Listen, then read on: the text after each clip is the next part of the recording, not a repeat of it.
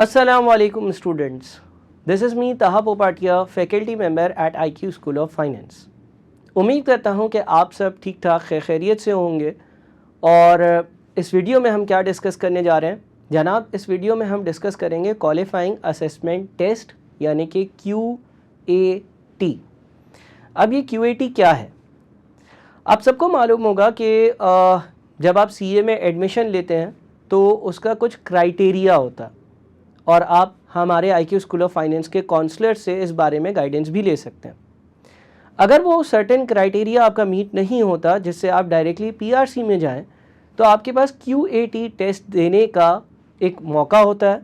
आप QAT का test देते हैं। अगेन QAT के टेस्ट में भी एक सर्टेन ब्रैकेट है परसेंटेज की जो आपको मीट करनी होती है, और QAT का जो टेस्ट है वो देकर उसके बाद फिर आप अपनी PRC की जर्नी कंटिन्यू कर सकते हैं। सो इस वीडियो में मैं आपको QAT के बारे में बताऊंगा, which is qualifying assessment test, जिस टेस्ट को क्लियर कर कर आप अपनी CA की जर्नी स्टार्ट कर सकते हो। आप PRC के लेवल पर आ सकते हो और PRC के बाद CAF, CFAP and so on. जब हम QAT के टेस्ट की बात करते हैं तो स्पेसिफिकली इस वीडियो लेसन में मैं आपको उस QAT का सिलेबस वगैरह डिस्कस करूंगा, आपने कैसे पढ़ना है ये चीज़ें डिस्कस करूंगा। QAT कब होते हैं, QAT का टेस्ट जो है वो कितनी देर का होता है, इसके लिए मैं सेपरेट वीडियो भी बनाऊंगा और आप हमारे काउंसलर से गाइडेंस भी ले सकते हैं। इस वीडियो लेसन को शुरू करने से पहले मैं आपको ये बता दूं कि अगर आपको कहीं पर भी कोई भी डाउट हो, क्लैरिटी चाहिए हो, कोई कन्फ्यूजन हो, तो आप मुझसे कभी भी बात भी कर सकते हैं। चलें पहले हम अब QAT का सिलेबस डिस्कस कर लेते हैं। देखें, क्वालिफाइंग असेसमेंट टेस्ट का जो सिलेबस है, जो उसका स्ट्रक्चर है, वो ICAP की वेबसाइट पर ऑलरेडी मौजूद है। QAT के सिलेबस को अगर हम डिस्कस करें तो ये टेस्ट आपका 3 मुख्तलिफ हिस्सों में डिवाइडेड है, 3 मुख्तलिफ हिस्सों में बटा हुआ है। इसका जो पहला पोर्शन है वो इंग्लिश से डील करता है, जिसकी वेटेज ICAP के हिसाब से 30 से 35 मार्क्स है। दूसरा पोर्शन मैथमेटिक्स से डील करता है, जिसकी अगेन वेटेज 30 से 35 मार्क्स है। और तीसरा पोर्शन जो है वो एनालिटिकल रीजनिंग से पर्टेन करता है, जिसकी अगेन वेटेज जो है वो 32-35 मार्क्स है। यानी कि एक बड़ा बैलेंस पेपर है जिसमें इंग्लिश, मैथमेटिक्स, एनालिटिकल स्किल्स, तीनों चीज़ों के बारे में आपको टेस्ट किया जाएगा। अच्छा, मैं आपसे इंग्लिश का सिलेबस कुछ हद तक डिस्कस कर लूँगा, लेकिन इंग्लिश के लिए हमारे पास सेपरेट इंस्ट्रक्टर हैं जिसके लेक्चर्स आपको दिए जाएंगे, जिनके लेक्चर्स आपके पास अवेलेबल होंगे प्री रिकॉर्डेड फॉर्म में, जो आप देखेंगे। सो उसकी मज़ीद डिटेल में मैं अभी जाना प्रेफर नहीं करूँगा। जबकि मैथमेटिक्स और एनालिटिकल रीजनिंग मेरा एरिया है, मैं वो आपसे बिल्कुल डिस्कस कर लूँगा। बहरहाल इंग्लिश को अगर ब्रीफली डिस्कस करें तो ICAP का ये कहना है कि जनाब आपके पेपर में 32-35 मार्क्स जो हैं वो इंग्लिश के एरिया के होंगे। अब इंग्लिश में आपने क्या पढ़ना होगा? ICAP कहता है आप वोकैबुलरी पढ़ेंगे। ICAP कहता है आप प्रैक्टिकल यूज़ ऑफ ग्रामर पढ़ेंगे, which includes adverbs, nouns, pronouns, direct speech, correct punctuation. ICAP आपको ये कहता है कि जी आप इसमें कॉम्प्रिहेंशन का एरिया पढ़ेंगे, यानी कि किस तरह से आपने जो है वो किसी चीज़ को कॉम्प्रिहेंड करना है, कोई ब्रीफ राइटअप लिखना हो तो वो किस तरह से लिखना है।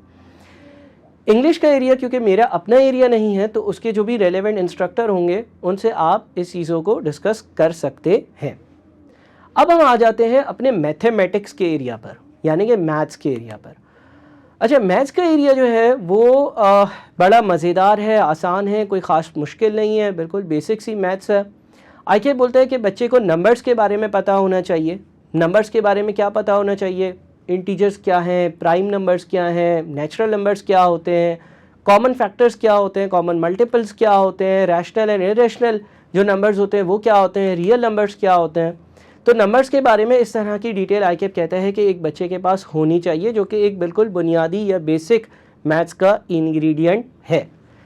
सेकेंड जो एरिया है, ICAP कहता है कि बच्चे को स्क्वायर्स के बारे में पता होना चाहिए। स्क्वायर रूट क्या है, स्क्वायर क्या है। फॉर एग्जांपल 3 का स्क्वायर 9 होता है, 9 का स्क्वायर रूट 3 होता है, 2 का स्क्वायर 4 होता है और 4 का स्क्वायर रूट 2 होता है।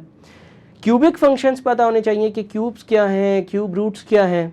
फिर ICAP कहता है कि बच्चे को फ्रैक्शंस एंड परसेंटेज की नॉलेज होनी चाहिए, यानी कि 2/4, 2/3, 2/5 कितना परसेंट बनता है, 80% का क्या मतलब होता है, 60% का क्या मतलब होता है, किसी XYZ अमाउंट का लेट से 500 का 20% कैसे कैलकुलेट करेंगे, ये पता होना चाहिए। इस तरह की बेसिक जो फ्रैक्शंस और परसेंटेज से चीज़ें डील करती हैं वो पता होनी चाहिए।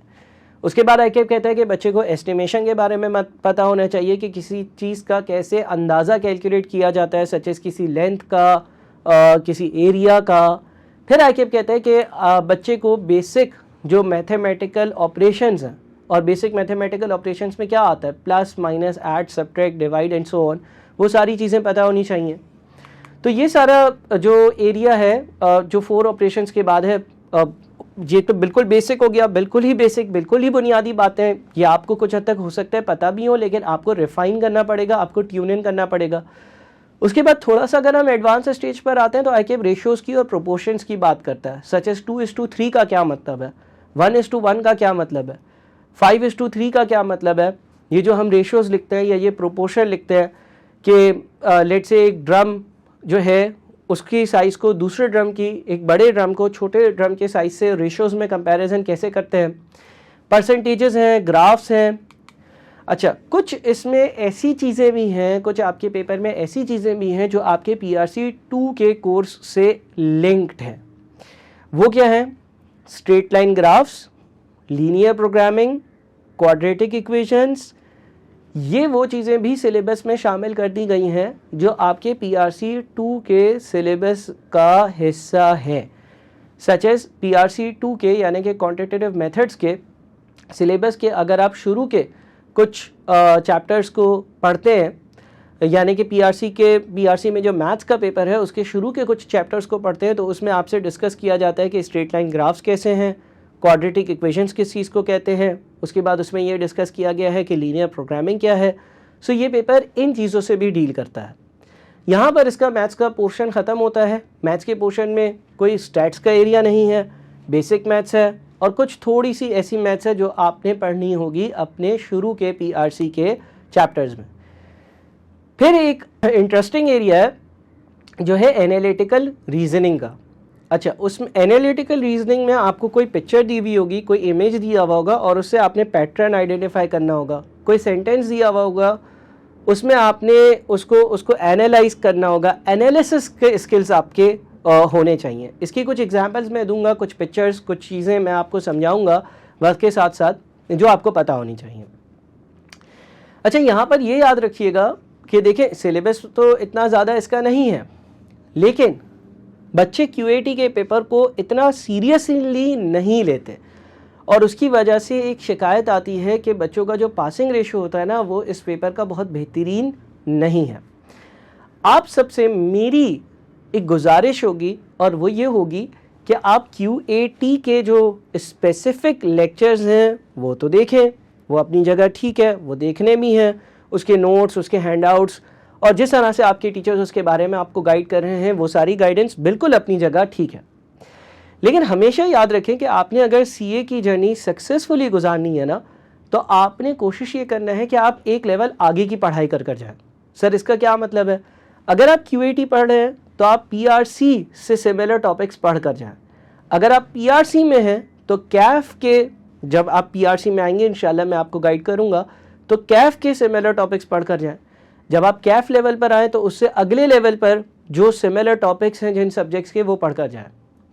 यहाँ पर मेरी रिक्वेस्ट ये होगी कि PRC में बिज़नेस कम्युनिकेशन, इंग्लिश, ग्रामर या मैथ्स का जितना भी एरिया है, आप वो पढ़ कर जाएंगे और फिर QAT का पेपर देंगे तो बड़ा रिलैक्स्ड फील करेंगे और आराम से पेपर निकलेगा। लेकिन अगर आप उतना ही पढ़ कर जाएंगे जितना सब पढ़ रहे हैं तो आपके लिए एक मुश्किल हो सकती है। सो ये एक बिल्कुल ब्रीफ सी QAT के बारे में वीडियो थी और आप लोग अपना बहुत ख्याल रखिएगा। मुझसे व्हाट्सएप पर ज़रूर कनेक्ट हो जाएं, आप अपना रेफरेंस दें कि जनाब मैंने सर आपकी ये वीडियो देखी थी, उससे मैं आपसे लिंक होना चाहता हूँ। हमारी टीम आपको प्रॉपर गाइडेंस देगी, हम आपको लेक्चर्स प्रोवाइड करेंगे, मेहनत आपने करनी होगी और अपनी तैयारी करें। मुझसे ज़रूर कनेक्टेड रहें कि सर हमें ये कन्फ्यूजन है। अगर आपने कभी भी कोई भी चीज़ पूछनी है तो आप मुझसे कोऑर्डिनेशन में आ सकते हैं, चाहे वो QAT के हवाले से हो, चाहे वो PRC के हवाले से हो। अपना बहुत ख्याल रखिएगा। ये जो CA की जर्नी है इसमें आपकी मुझसे मुलाकात इंशाल्लाह होती रहेगी। तो ये सिर्फ़ आज की मुलाकात नहीं है, आने वाले बहुत सारे सालों की आपसे हमारी मुलाकात, हम दोनों की मुलाकात रहेगी। बहुत ख्याल रखिएगा, कभी भी कोई भी मसला हो मुझे अप्रोच करें या IQ स्कूल ऑफ फाइनेंस की जो टीम है उनको अप्रोच करें, और अपना ढेर सारा ख्याल रखें। बहुत सारी दुआएं आपके लिए। Thank you so much.